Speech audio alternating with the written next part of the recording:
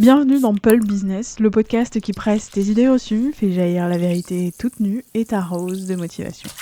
Alors prépare-toi à prendre ta dose de pur jus cul sec, parce que ton bise va devenir juteux, sans sucre ajouté et sans bullshit.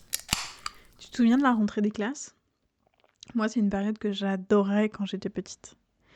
Les cahiers qui sentent bon le neuf, les stylos alignés, le nouveau sac à dos évidemment, l'agenda, où tu commences à griffonner soigneusement ton nom, ton prénom et tout le reste. C'était le moment de se préparer au renouveau, la rentrée. Reprendre un rythme, se fixer des intentions, retrouver ses potes. Et au fond, la rentrée, c'était grandir en fait. C'était changer de classe évidemment, parce qu'on montait d'un niveau, mais c'est aussi changer de classe dans tous les sens du terme, parce que finalement, changer de classe, c'est aussi grandir. Mais tu vois, aujourd'hui, en tant qu'entrepreneuse, je me rends compte d'un truc. L'école nous a préparés à plein de choses, mais pas à la vie d'adulte. Et encore moins, et absolument pas, à l'entrepreneuriat. À l'école, le but, il est clair. Tu bosses, tu rends ton devoir, tu passes ton examen, tu décroches ton diplôme. C'est carré, c'est défini par les autres. Il y a un début, des étapes claires, qu'on sait d'avance, qu'on connaît d'avance, une fin, vers autre chose. Et l'autre chose, on ne sait pas tellement ce que c'est. Et on n'y est pas vraiment préparé. Alors mine de rien, à l'école, c'est rassurant, c'est chouette. On a un parcours, on se pose, on suit le rythme, on suit le chemin prédéfini. Il n'y a pas tellement de questions à se poser. Tu sais exactement ce qu'on attend de toi. Alors que dans l'entrepreneuriat, c'est rien de tout ça. L'entrepreneuriat, ça semble être une course sans fin pour moi aujourd'hui. Dans ton business, les objectifs, ils changent tout le temps. Un mois, tu vas atteindre 1 000 euros, puis le mois d'après, tu vas vouloir atteindre 5 000 euros, puis 10 000 euros.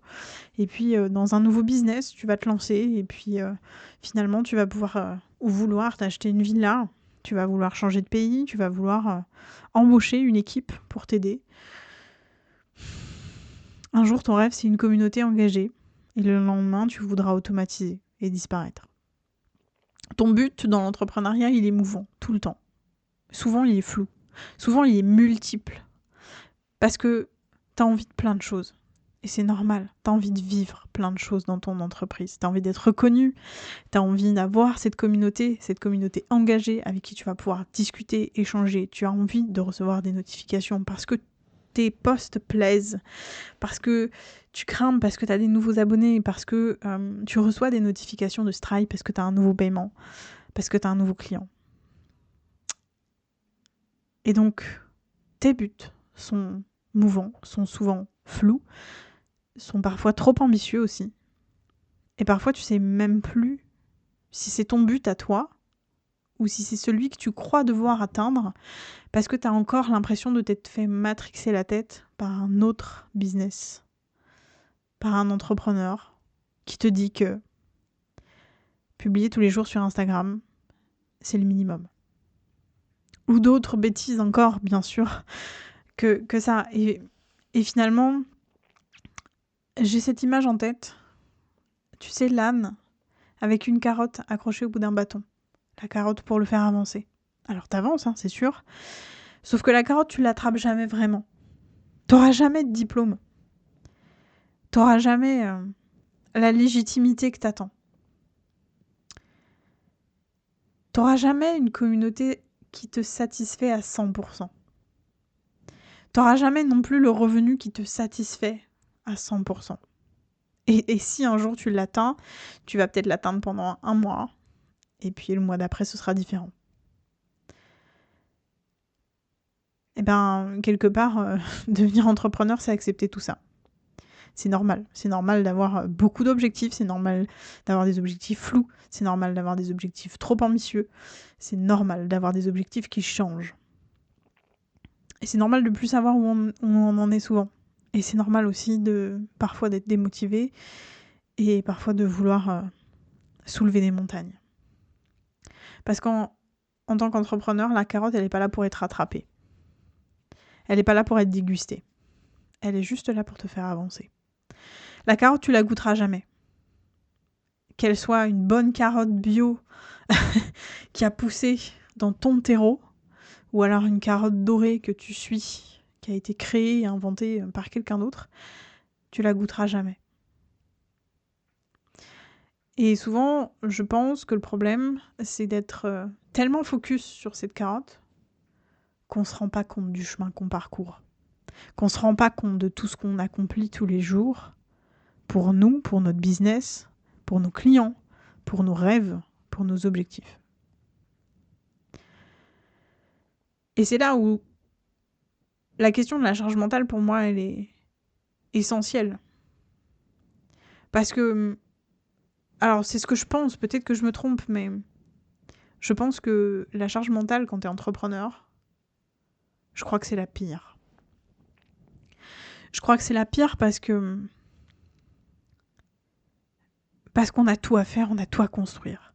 On a tout à construire. Je ne trouve pas d'autres mots pour t'exprimer ce que je ressens, mais la charge mentale de l'entrepreneur, je pense que c'est la plus importante de toutes les situations sociales qu'on peut connaître. À l'école, c'était plutôt simple. Tu devais penser à tes devoirs, à tes examens. Mais globalement, il suffisait que tu poses tes fesses dans la classe, dans la salle de cours, de temps en temps de changer pour aller voir d'autres professeurs spécialisés. Et tu suivais le cours, plus ou moins évidemment, parce que tu bavardes toujours avec les copains. Et puis il y a entre midi et 2, et il y a la récré, et après tu rentres chez toi, et c'est tout. Et tu fais tes devoirs, et tu repars, et après tu as ton diplôme, et on n'en parle plus. Dans l'entrepreneuriat, tu dois penser à ton business en permanence. Tu dois penser à tout ce que tu dois faire. Tu as des idées en permanence pour ton business. Et tu es obligé de faire le tri. Ok, est-ce que ça c'est vraiment une bonne idée ? Est-ce que j'ai envie de m'investir là-dedans ?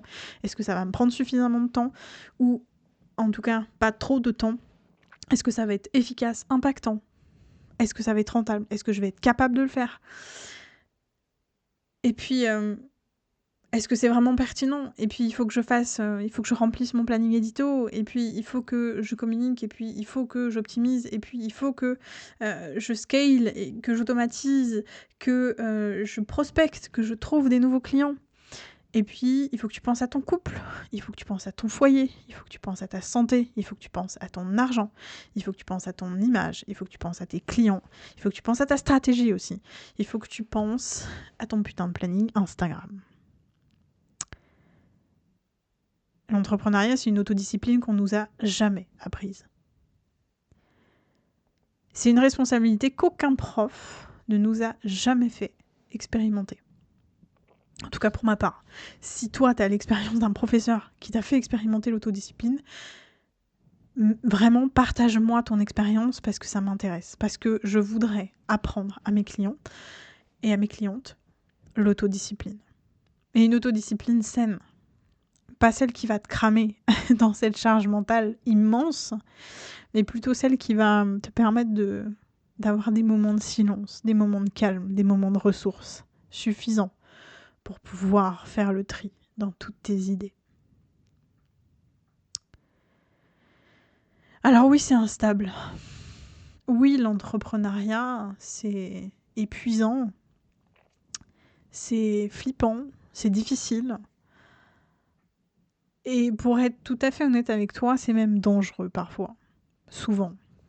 Surtout quand on se lance comme ça n'importe comment, sans s'y être préparé, sans être guidé, sans être soutenu par quelqu'un qui sait, au moins par un entourage sur lequel tu peux t'appuyer quand tu as des questions, bien sûr, mais aussi quand tu as juste besoin de parler parfois. Et en même temps, l'entrepreneuriat, c'est puissant. C'est libérateur. Et c'est souvent thérapeutique. Parce que dans l'entrepreneuriat, t'as pas le choix. Une fois que t'as mis un pied dedans et que tu kiffes ça, que t'as plus envie de lâcher, que ta résilience, ton endurance, ta créativité, elles vont se muscler, tu seras plus capable de lâcher. Ce qui sera le plus douloureux dans ton entreprise, c'est de lâcher prise. et crois-moi, je te parle d'expérience aujourd'hui, c'est vraiment le cas. Ce qui serait le plus douloureux pour moi, c'est d'arrêter d'être entrepreneuse, de faire mes boutiques et puis de retourner au salariat. Pourquoi ? Parce que je vivrais ça comme un échec, bien sûr, mais parce que j'aime trop ça. Parce que j'aime trop créer, parce que j'aime trop parler, parce que j'aime trop te raconter ma vie, parce que j'aime trop t'aider, passer du temps avec toi et créer avec toi et créer pour toi aussi. Parce que l'entrepreneuriat aussi, c'est une confrontation permanente avec moi-même. C'est une confrontation permanente avec moi-même parce que je suis obligée de prendre en compte mon état physique. Quand je suis fatiguée, il faut que j'ajuste.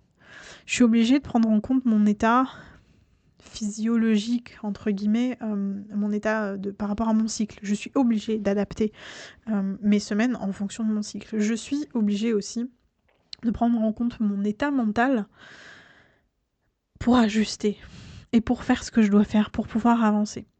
Et l'entrepreneuriat me confronte inévitablement à la plupart de mes peurs.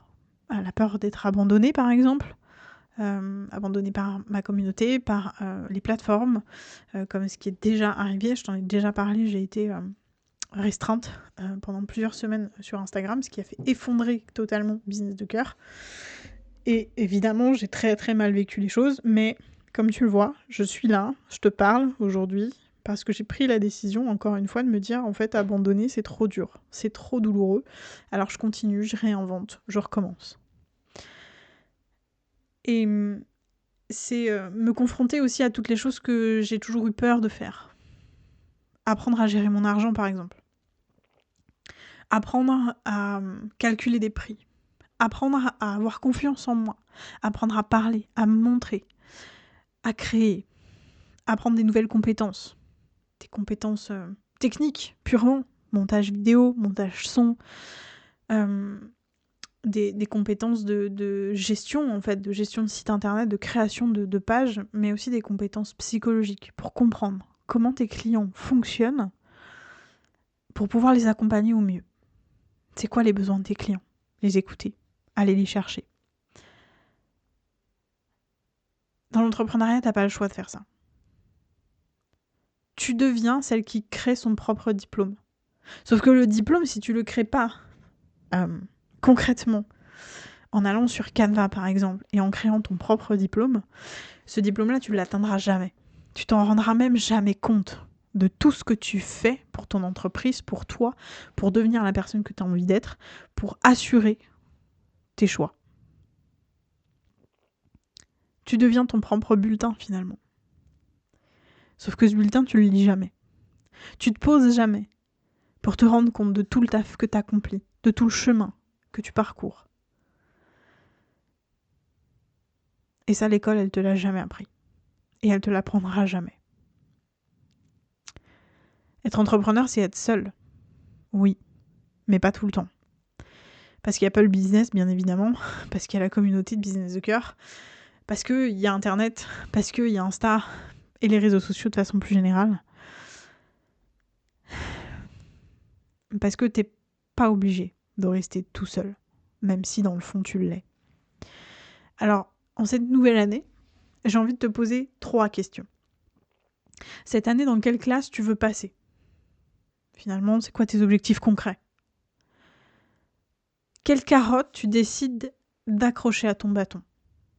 Sois clair. Ça peut être un bouquet de carottes, t'as le droit. Ça peut être une botte de carottes, t'as le droit.